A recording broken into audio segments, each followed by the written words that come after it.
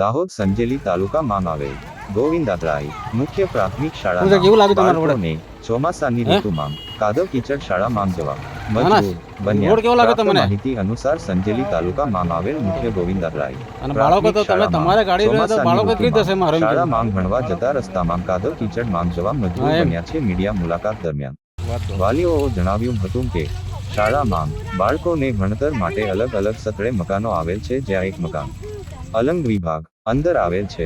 ત્યાં ચોમાસા વરસાદી પાણીના કારણે કાદવ કીચડ અને ખાબોચિયામાં પાણી ભરાવાથી બાળકોને શાળામાં આવવા જવા માટે ભારે મુસીબત વેઠવી પડે છે. લપસવાનો ભય છે, તો વહીવટી તંત્ર દ્વારા તાબડતોબ સ્થળ તપાસ હાથ ધરી રિપેરિંગ કામગીરી કરવા વાલીઓ અને વિદ્યાર્થીઓનો માંગ ઉઠવા પામ્યો છે.